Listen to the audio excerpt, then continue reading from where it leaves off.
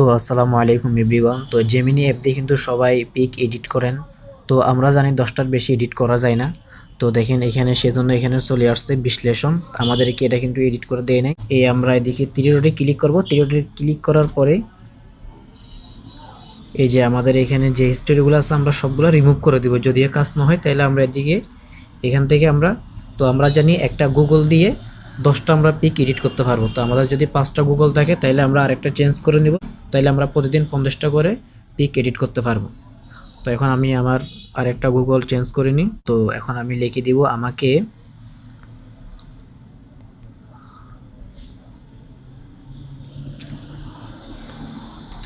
তো এখন আমি লিখে দিব